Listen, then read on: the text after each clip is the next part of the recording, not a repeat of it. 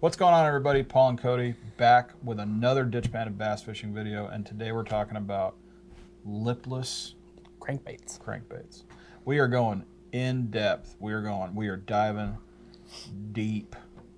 Deep, but not a whole lot. They are sinking baits. Yeah, I mean, you don't want to go too deep with them.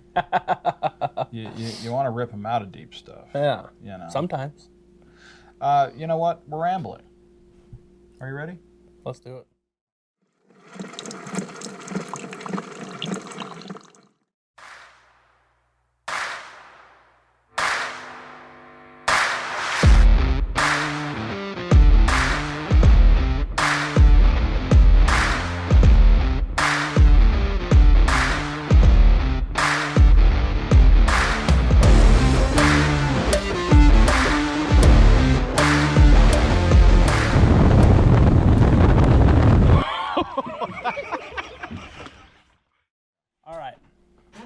There is all kinds of ways to fish a lipless crankbait.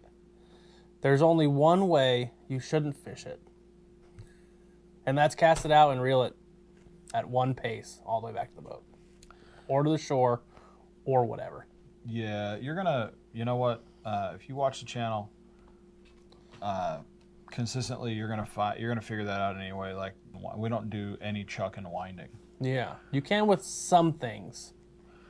Not a whole bunch. Yeah, I mean, listen, I don't even do it with crankbaits. I'm always stopping and starting and doing this. I mean, even the big river to sea S wavers. I mean, I'm popping those. You can get away with it on the whopper blobber. Mm-hmm.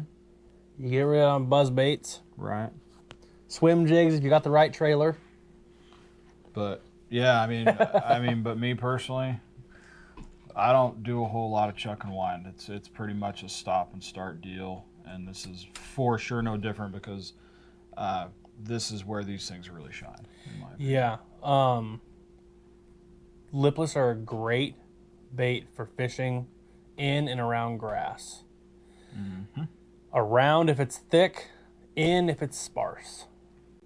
Not so good for timber, brush piles, wood. They do not like that stuff. Yeah, I mean, treble hooks. I mean, that's really treble hooks with no bill. Say. Yeah, treble hooks with no bill, which is no moss protection. Yeah. So real quick, this is a red eye shad. You can see if you guys aren't familiar with lipless crankbaits. Branch, not good. But around grass, around rock, you fish them around rock, you're going to find out really quick that they're very not durable. You're going to lose paint.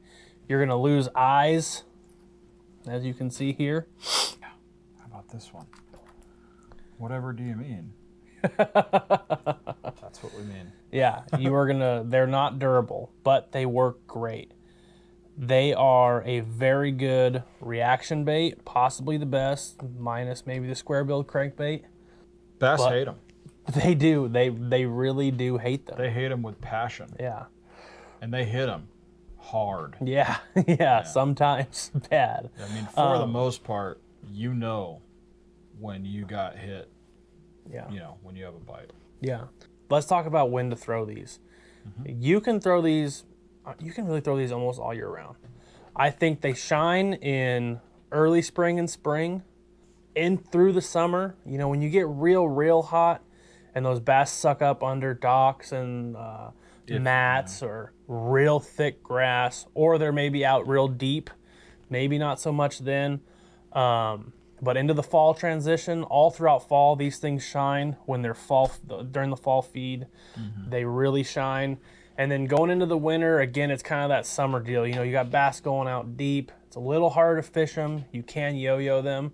You can fish them kind of like a jig, which we'll talk about. They really almost work all year round, and they're great. And you can develop confidence on these pretty quick because there is so many ways to fish them. There's almost no wrong way to fish them, and they catch a lot of fish. So let's get into it. I want to talk about the first thing. I want to talk about fishing these with like around grass, around sparse grass. And for the most part, you're fishing this is a reaction bait. These things are coming back to you quick. And when you're fishing around grass, that you know that you can get through with these, you want to get it in the grass and rip that thing out. You want to have I prefer at least a little bit stouter of a rod for lipless crankbaits. I still use a crankbait rod, but it's not a glass. I use the Dobbins Champion XP. It's great. You can get away with like a medium heavy. That's what I used to throw them on. I really like throwing these on a medium heavy around grass because it had enough backbone to pop them out. When you get to those mediums or those like the glass rods, you have a lot of that bend and comes through the glass. It kind of just loads up in the grass, and all that does is cake it all on the treble hooks and bring it with you, and your whole cast is shot. But fishing these around sparse grass, ripping them through, popping them through really quick, right over the tops, always going to get that reaction bite if you got fish they're feeding. Yeah, we have a little bit different theory on rods, but that's good because you have different scenarios for these things. So me, I like throwing glass rods for all my crankbaits, lipless included, but I like throwing them through grass. The idea that I have bringing them through grass is like when you get a little hung up in the grass and you go to load up on a glass rod as opposed to a graphite rod or that setup, like it's going to be a little bit stiffer, right? So you're gonna go to rip it out and that thing is just going to shoot out, just take off, right? Whereas a fiberglass rod is gonna have a little more load in it. When it rips out of that grass, it's gonna come out just a little bit slower. Okay, so but again, it's just a theory. I mean, and you can the takeaway here is like you can throw these things however you want to throw them. I mean, they're pretty versatile. Absolutely. When it comes to that sort of thing, you want to take advantage of the tops of the grass and the sparse stuff, throw them between it, yo-yo it. A really, really, really good way to catch fish on these things is literally to throw it out, let it come down, and just bring it up. Just pull it up. Pull it up. I mean, you're not hardly making, you don't think you're making any noise, but you are. Well, we talk about that. That's the next way now. Yeah. Fishing it like a jig. You're going to notice when you start fishing lipless, or you've already noticed, that if you're fishing them that way, some do it much better than others. For instance, the red eye shad from Strike King, if you want to fish this like a jig, cast it out, let it sink to the bottom, it's going to get to the bottom, it's going to hit, and then it's going to fall over. And then you're going to rip it up, and you're going to rip it up, lift it. I say rip. You're going to lift this thing up just enough to where you can feel it vibrate on your rod. It's only going to be about this far, and then let it fall back down. But it's going to fall back over again. Now, he's holding the Spro Aruku shad in his hand, which in my opinion, up with the LV 500, is the best lipless crankbait for that style of fishing. And you can see it's a lot thicker, a lot wider, right in here. And it's literally designed, it's got weight in the front a little bit. It's designed to do this. It's designed for this technique. So, well, it's designed for a lot of things. That's why it's one of our favorites. And it goes through grass really well, but it really likes to kind of set, boom, and then it comes back down. And you notice you can hear it's got the smaller BBs in it, and you can actually see through that one because that's that spooky shad. It's a cool color. So the ones with the smaller BBs, as you're fishing it like a jig like that, it takes less to get those to rattle.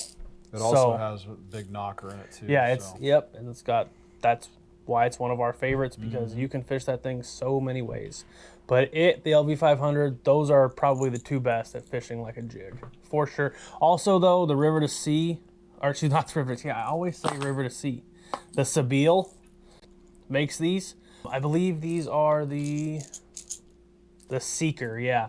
They're also weighted in the nose. And they do the same thing. You can see it's flat, comes down, lays good, and it's also got those different size BBs. So Sabile also, a little smaller too, presentation. One of them that we don't have here is, I've got in my box, is the Jackal that The disc knocker. The disc knocker. Yeah, it's got. We talked about that on our top 5 video. Yeah, and so we'll show you a picture of it right here, but it has it actually has metal in the nose exposed, right? It's designed for rocks. Like it's really designed to go knocking on their door, and it has like the 2 disc knock. It doesn't have this sound here. No. It's a thump. Yeah. And again, it's really kind of designed for a slower presentation, something you can just smack around. Absolutely. You know, where these things are designed to go a little bit faster, you know.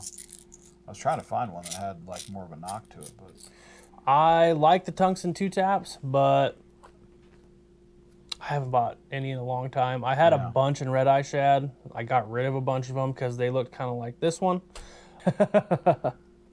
The one thing also to think, to notice, you notice on these, okay, so this is a 6 Sense. 6 Sense is known for this kind of stuff. They throw monster hooks on there. Yeah. I mean, look at the size of those hooks. Yeah. And they're wide gaps, which I dig. I love that. I think it's amazing. But if you want to see the difference, yep. I mean, there's a huge discrepancy in the size of treble hooks across the board, in my opinion. I mean, you can pick up any one of these, and almost none of them have the same. Well, you'll notice too. I mean, look at the size of those. Yeah, well, that's on the 3/4 ounce. It's a 3/4 ounce, but still, it's like, actually, those are the same. These are the same size. The difference is one of them's an EWG short shank, and the other one's just a regular. Yeah.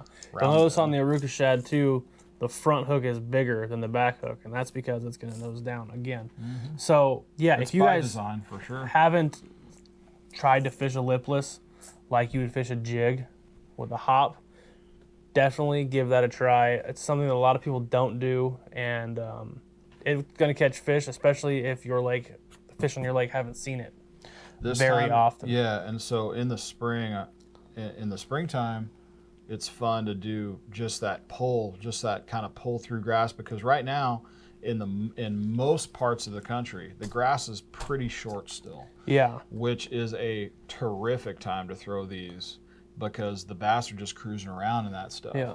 So you want to, again, you throw it way out there, let it hit the bottom, and just kind of bring it up. Just, bring the rod tip up. You're not even bouncing it, nothing. You're just kind of just ripping. When you pull, when you feel it, you kind of, I'm telling you, it does all the work for you. Yeah. And that kind of brings us into actually another type of way to fish these lipless crankbaits, and that's the yo-yo. And that, kind of like the jig, except it's much more of an aggressive, bigger action. Mm-hmm. And that comes later in the spring, into the summer, when the grass is taller, it's a little thicker. You cast these into the grass, and at that point, you're not fishing the bottom. This isn't looking like a shad fishing on the bottom. You can use any one that you want, anything you got on hand. Definitely something that's a little heavier to get down in the grass is going to be better. I like doing the big 3/4 ounce red eye shads for this. Again, also you're fishing a little deeper, you're on the bottom, so it just makes it a little faster. Let me see it real quick. But the yo-yo, that's the sound I was asking. Yeah. There's one That's of a thumper. Yeah. So you're casting these into the grass, and it's falling into that tall grass, and you're literally taking your rod and whap, and hitting it and ripping that thing out of the grass, and then letting it fall back into it. And those bass that are sitting there in the grass just cannot handle that. They do not like it for whatever reason it is. These lipless ripping straight up and coming right back down through all that grass, they hate it. And again, that's kind of like a late spring, early summer to summer deal, depending on your lake that you're fishing on. But another great way to do it. And you can do that in the wintertime also. In deep water, you'll find that sometimes in the wintertime, super cold water temperature, you can get this thing down to the bottom if they're relating to the bottom and do that yo-yo deal, and you'll catch fish. Yeah, I mean, again, bass don't like that sound. Yeah. They really don't like that sound. And it looks like a bait fish that's invading their territory, and they want to kill it. Yep. That's the bottom line. So yeah.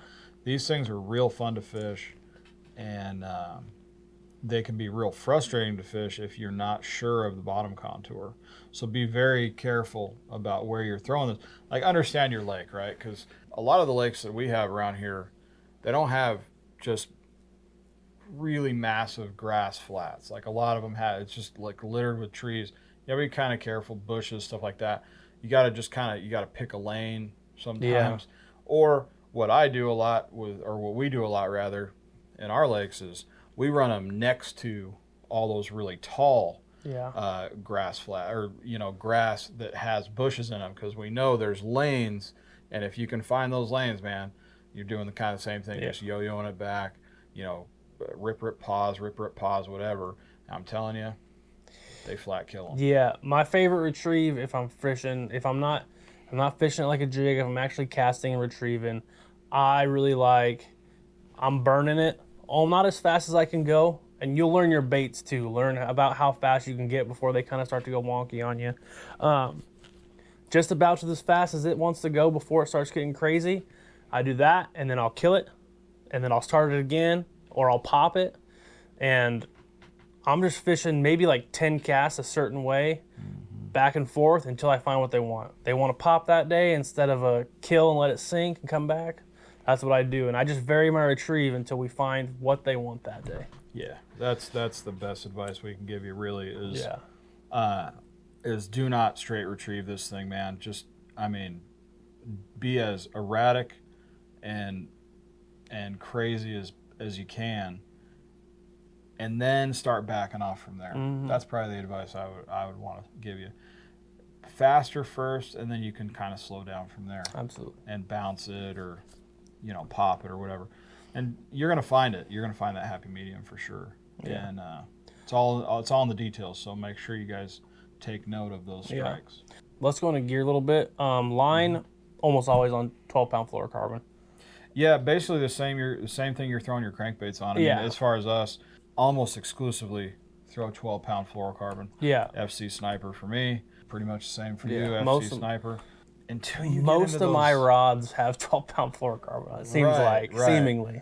I mean, all my jerkbait rods are 12-pound fluoro. All my all my crankbait rods are 12-pound fluoro. We've switched over almost exclusively to FC, or to Sunline, and their various fluoros. But you can't go wrong with FC. Yeah. Oh my God, that stuff's amazing. The only time I'm gonna go up any heavier for a crankbait style bait, for one of these style baits, or is going to be our deep divers, and I might run. Yeah, if especially if you're in a rocky area. Yeah, you might go to 17. But that's for the really big. 25 plus. Reels, I don't go any less than a 7. A 7 is good because you don't have to spin really fast to get that thing going to the point where it wants to go sideways on you. And you're not also getting sideways without having to, you don't have a Revo rocket at a 9 or a 10 or something where a couple small turns and that thing's going crazy on you. So I think anywhere in the 7s is really good for lipless. And rods, we kind of touched on that already. Heavy grass, the heavier, not less sparse, kind of the thick summery stuff. I like a medium heavy with a little bit more backbone.